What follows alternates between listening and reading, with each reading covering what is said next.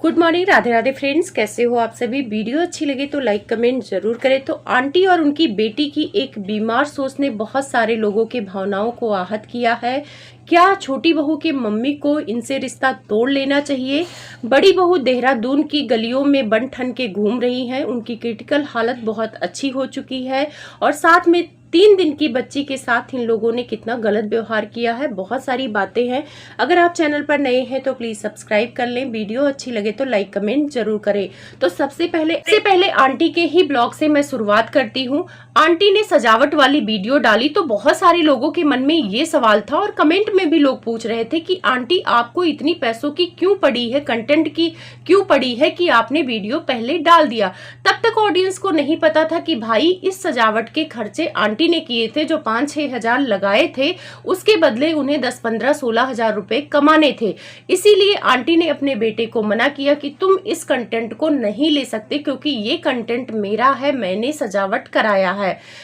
उससे पहले छोटे नवाब की एक वीडियो आई थी जहां पे वो गाड़ी सजा रहे थे और उसमें अपना दुख बयां कर रहे थे कि सिवान में पहली बार ऐसा हो रहा है और बेटी के लिए वेलकम के लिए ऐसी तैयारी करके उन्हें शर्म आ रही है। मतलब उन्हें लग रहा है कि लोग क्या सोचेंगे कि बेटी के लिए इतना धूमधाम कर रहे हैं।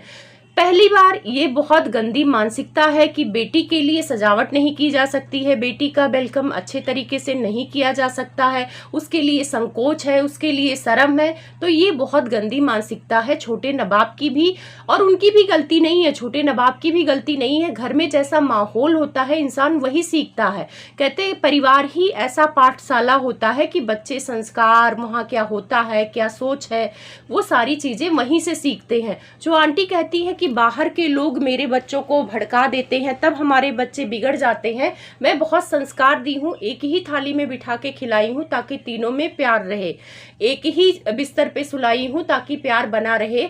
जब वो हॉस्टल से आते थे ऐसा बोला है आंटी ने, और बोला है कि अगर मेरे बच्चे बिगड़ने लगे हैं तो वो बाहर के लोगों से बिगड़ने लगे हैं। तो शायद कहीं ना कहीं आपके पालन पोषण में कमी रही होगी आंटी। आपने ये नहीं सिखाया कि किसी और के बातों में आके बिगड़ना नहीं होता है, कि आपने आके सोशल मीडिया पे दावा किया है कि आप अपने बच्चों को बिगड़ने नहीं दी। तो जब एक माँ बच्चों को बिगड़ने नहीं दी तो एक माँ बच्चों को ये भी सिखाती है कि तुम्हें ना दोस्त की बातों में आना है, ना किसी और की बातों में आना है, अपनी परिवार का सुनना है। हर माँ कहती है, हम लोग भी अपने बच्चों को कहते हैं कि दोस्त अगर कोई गलत चीज सिखाता है तो उसे नहीं सीखना है, तुम्हें अच्छे बुरे की समझ होनी चाहिए। और आपके बच्चे छोटे बच्चे नहीं है कि उनको अच्छे बुरे की समझ ना हो। आंटी आप तो पढ़ी लिखी हैं और आपको तो ये पता होगा, इसका मतलब भी पता होगा कि चंदन बिस व्यापत नहीं लिपटे रहत भुजंग।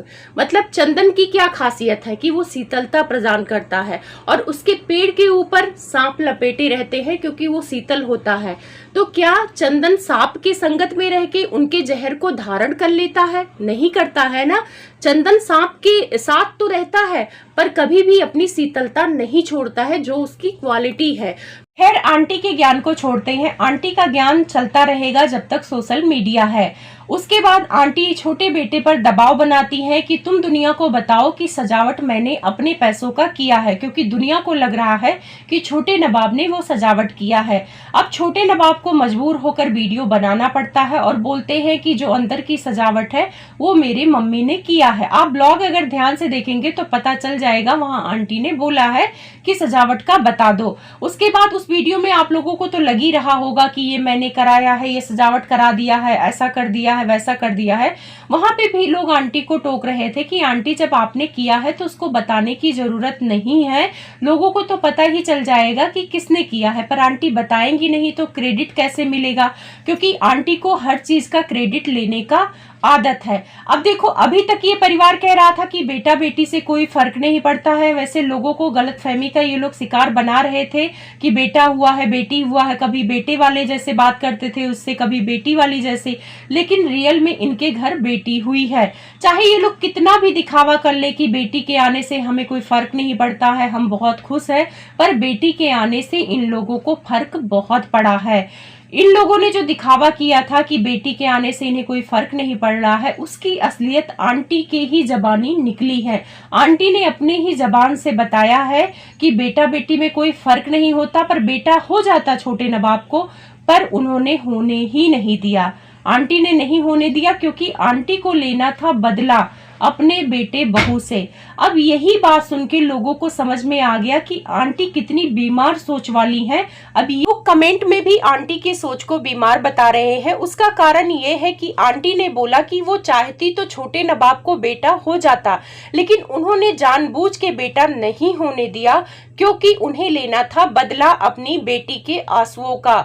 उन्होंने कहा कि ये लोग हमारी बेटी को बहुत रुलाए हैं, इसीलिए मैंने सोचा कि इनको बेटी ही हो, बेटा ना हो, ताकि इनको समझ में आ जाए कि बेटी का दर्द क्या होता है।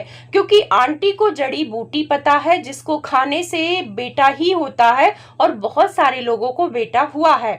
उन्होंने अपनी बेटी यानी बेंगलोर वाली जिज्जी को वो जड़ी बूटी खिलाई थी, तभी उनको पहला बेटा हुआ था। दूसरे में जड़ी बूटी नहीं खिलाई क्योंकि बेटी चाहिए थी, इसीलिए बेटी हुई। अब यहीं पे बेंगलोर वाली जिज्जी भी बोलती हैं कि हाँ, मैंने खाया था वो जड़ी बूटी और मुझे असर हुआ। यहाँ पे मुझे बेंगलोर वाली जिज्जी पर हंसी आ रही है। ऐसे तो कोई बात होता है तो बेंगलोर वाली जिज्जी कहती हैं कि मैं बहुत पढ़ी लिखी फैमिली से हूँ, मैं भी खुद बहुत पढ़ी लिखी हूँ और मुझे दुनिया की समझ है। लेकिन यहाँ पे बेंगलोर वाली जिज्जी भी प्रमोट कर रही है किस चीज को? जड़ी बूटी को। तो क्या साइंस फेल हो गया है बेंगलोर वाली जिज्जी? अब जिसको भी बेटा चाहिए वो जड़ी बूटी खाए और उसको बेटा हो जाएगा। और भारत में कितने अंधविश्वासी लोग रहते हैं वो आंटी के कमेंट को देखकर पता चल रहा था। बहुत सारे लोग वहां कमेंट में जाके बोल रहे थे कि आंटी मुझे जड़ी बूटी बता दो, मेरी 4 लड़कियां हैं, मेरी 3 लड़कियां हैं, मुझे लड़के की चाहत है, आंटी प्लीज रिक्वेस्ट है। रोने वाली इमोजी दे दे के लोग आंटी से रिक्वेस्ट कर रहे हैं कि वो जड़ी बूटी बता दो जिससे हमारे लड़का हो जाए। ये वही लोग हैं जो अंधविश्वास में पड़ते हैं और फिर अपना नुकसान करा लेते हैं, फिर आके रोना गाना मचाते हैं। इन लोगों को ये नहीं पता कि शायद उनके पति के कमी की वजह से ही उनकी लड़कियां हो रही हैं। जो लोग कमेंट में लिख रहे हैं उनकी भावनाओं को मैं समझ सकती हूँ, क्योंकि उनको लड़कियां हो रही हैं और लड़के की चाहत सबको होती है। हर कोई सोचता है कि चलो मेरी 2 लड़कियां हैं तो एक लड़का हो जाए, या एक लड़की है तो एक लड़का हो जाए। लड़के की चाहत सबको होती है, ऐसा नहीं है कि नहीं होती है, और चाहत करना कोई गलत बात नहीं है। पर उस चाहत को पाने के लिए अंधविश्वास की तरफ किसी को ढकेलना, क्या ये सही है? आंटी आप गारंटी लेती हैं कि जड़ी बूटी देने से लड़का पैदा होता है, तो आप सोशल मीडिया पे आइए, उस जड़ी बूटी का नाम बताइए, क्योंकि उसकी वजह से बहुत सारे लोगों के भावनाओं के साथ आप खेल रही हैं। भावनाओं के साथ खेलने के लिए मैं इसलिए बोल रही हूँ कि जो लोग आके आपसे भीख मांग रहे हैं कि प्लीज आंटी जड़ी बूटी का नाम बता दो, सोचो उनके दिल में क्या चल रहा होगा। कहीं ना कहीं आप जड़ी बूटी का नाम देके एक उम्मीद उनके दिल में जगा दी है, तो आप जड़ी बूटी का नाम बताइए। लेकिन मैं यहाँ पर क्लियर कर दूं कि कोई जड़ी बूटी खाने से बच्चा नहीं पैदा होता है। मैं खुद अपने घर में इस चीज को देखी हूँ, अनुभव की हूँ, तब आप लोगों से शेयर कर रही हूँ। एक हकीम थे, वो जड़ी बूटी देने का दावा करते थे और बोलते थे कि इसको खाने से लड़का पैदा होता है। जड़ी बूटी को मेरी मामी है उनकी फ्रेंड ने खाया था और उनकी भाभी ने खाया था, तो मेरी मामी की फ्रेंड को लड़का हुआ और भाभी को लड़की हुई। अब आप ही बताइए, उसी जड़ी बूटी को 2 इंसान ने खाया, एक को लड़का हुआ एक को लड़की हुई, तो क्या वो जड़ी बूटी काम करती है? अगर काम करती तो दोनों को ही लड़का होता, लेकिन एक को लड़की हो गई। लड़की इसलिए हुई क्योंकि पेट में जो रहेगा वही होगा। जड़ी बूटी के नाम से लोग अंधविश्वास फैलाते हैं और कभी कभी ये अंधविश्वास सच हो जाता है। जैसे बेंगलोर वाली जिज्जी को लड़का हो गया तो उनको लग रहा है कि वो जड़ी बूटी काम कर गई है, और इसीलिए बहुत प्राउड फील करके वो बता रही थी कि हाँ मैंने खाया था, मुझे लड़का हुआ। लेकिन शायद बेंगलोर वाली जिज्जी ये भूल गई कि लड़का तभी हुआ जब पेट में लड़का था। अगर लड़की होती तो जड़ी बूटी खाने से वो लड़का नहीं बदल जाती। लेकिन आंटी की बात सुन के सच में मुझे बहुत हंसी भी आई और बहुत दुख हुआ कि ये टीचर फैमिली की हैं, ये प्रिंसिपल रह चुकी हैं, बेटा बायो का टीचर है जिसको बेटी हुई है, उस बेचारे को भी अफसोस हो रहा है, बेटी का वेलकम का भी अफसोस हो रहा है कि उसने पहली बार ऐसा किया है। बेटी के लिए लोग इतना थोड़ी करते हैं, हम लोगों ने बेटी के लिए किया है। गाड़ी में भी आप लोगों ने देखा होगा तो आंटी और छोटे नवाब बात करते हुए नजर आ रहे हैं कि हम लोग पहले ऐसे हैं जो बेटी का वेलकम ऐसा कर रहे हैं। उसके बाद मुझे थोड़ा सा भंजना की मम्मी को लेकर बहुत टेंशन हो रही है। आप लोगों ने देखा होगा हॉस्पिटल में भी वो उदास है, और कुछ कमेंट मैंने ऐसे देखे हैं कि आंटी की जब ये वीडियो देखेंगी छोटी बहू की मम्मी, तो उनके मन में क्या चलेगा कि ये कैसी सास है, सिर्फ और सिर्फ बदला लेने के लिए जड़ी बूटी नहीं दी मेरी बेटी को। उनके मन में भी तो यही आएगा ना कि काश जड़ी बूटी मिल जाती तो हो सकता है कि पहला बच्चा हमारी बेटी को बेटा हो जाता, ऑपरेशन से हुआ है बेटा हो जाता, टेंशन फ्री हो जाती, सेकंड बेबी में चाहे लड़का हो चाहे लड़की हो कोई टेंशन नहीं रहता। देखो ये सच है, जिसको पहला बेबी लड़की होती है, चाहे कोई कितना भी कहे कि हमें कोई फर्क नहीं पड़ता, पड़ता है। और नॉर्मल वालों को तो उतना नहीं पड़ता, लेकिन ऑपरेशन वालों को पड़ता है। लोगों को ये डर रहता है कि हो सकता है अगले में भी लड़की हो जाए तो हमारे लड़के की चाहत अधूरी रह जाए। आंटी के बातों से उनकी दोहरी मानसिकता पता लगती है। जब भंजना प्रेग्नेंट हुई थी तो आंटी ने क्रेडिट लिया था कि उनके कहने पर ही वो प्रेगनेंसी हुई है, उन्होंने ही आंचल फैला के मांगा था तभी वो प्रेग्नेंट हुई है। तो उस टाइम पे तो छोटी बहू आपके कुल का दीपक देने वाली थी, आपके ही आंचल फैला के मांगने की वजह से वो प्रेग्नेंट हुई थी। तब तो छोटे नवाब ने आपकी बेटी को कुछ नहीं कहा था, उस टाइम पे तो कोई लड़ाई झगड़ा नहीं था। तो आप चाहती तो उस टाइम पे जड़ी बूटी दे देती, अगर आपको विश्वास था कि जड़ी बूटी देने से बेटा ही होता है तो फिर दे देती।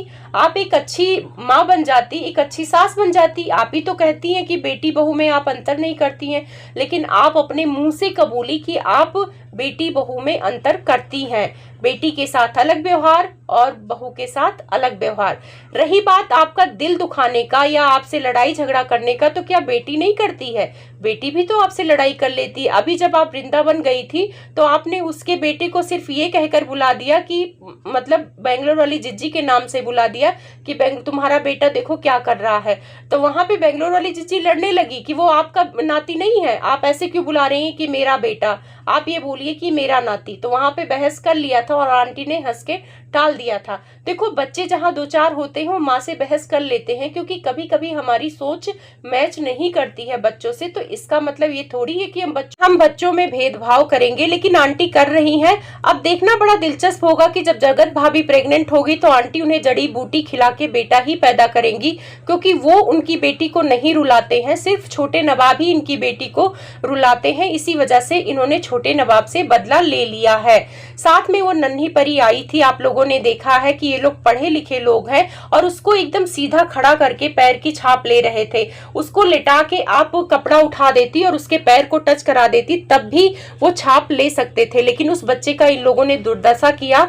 कुछ लोग कमेंट में ये लिख रहे हैं कि पता नहीं उस बच्ची के साथ ये लोग क्या करेंगे, क्योंकि इन लोगों के मन में और दिमाग में लड़का चल रहा है, और आंटी के मन में तो भाई जलन की भावना है ही कि मेरी बेटी रोएगी तो दूसरे की भी बेटी रोएगी। अब यहाँ पे जब आंटी आप ये भाव रख सकती हैं कि मेरी बेटी को रुलाया है तो मैं इसको बेटी ही होने दूंगी, तो आप ये भी कहेंगे कि आपके बेटी को रुलाया है, आपके बेटी को कुछ कहेगा तो आप बदला छोटे नवाब के बेटी से लेंगी। लोगों के तो मन में आपने यही डाल दिया है। बेटी का व्यवहार देख के लोग यही कमेंट कर रहे हैं कि छोटी बहू के मम्मी को इनसे रिश्ता तोड़ लेना चाहिए। तो भाई रिश्ता ऐसे नहीं टूटता है, वो बेटी की माँ है और हमेशा झुकेंगी बेटे के माँ के सामने, क्योंकि यही यूपी बिहार का रिवाज है कि बेटी आपने दे दिया है तो आपको झुक के रहना पड़ेगा, इनके सारी चीजों को सहना पड़ेगा।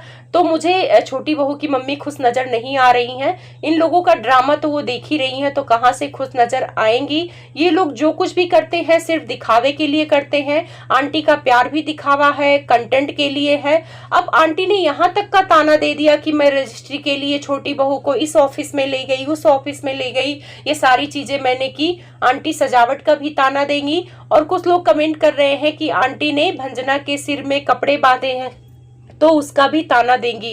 तो जिस हिसाब से आंटी का स्वभाव है ताना तो देंगी, उसमें कोई दो राय नहीं है। और बड़ी बहू को भाई ये जड़ी बूटी खिलाएंगी, क्योंकि बड़ी बहू और बड़ा बेटा तो इनकी बेटी को कभी रुलाया ही नहीं है। जबकि सबसे ज्यादा जगत भैया और जगत भाभी ने ही बेंगलोर वाली जिज्जी को उल्टा सीधा बोला है। छोटे नवाब बोले हैं कि नहीं बोले हैं हम लोगों ने नहीं देखा है कैमरे के सामने, लेकिन जगत भाभी और जगत भैया का तो हम लोगों ने कैमरे के सामने देखा है। बेंगलोर वाली जिज्जी की बेइज्जती की थी जगत भाभी ने। और वैसे एक चीज आप लोगों ने देखा होगा कि क्रिटिकल हालत में थी जगत भाभी, लेकिन अब देहरादून की वादियों में उनकी क्रिटिकल हालत सुधर गई है। अब उनको कोई प्रॉब्लम नहीं रही है, वहां पे नाच गा रही हैं, एंजॉय कर रही हैं। बाकी सीमान जाने का टाइम आएगा तो फिर से उनकी क्रिटिकल हालत हो जाएगी।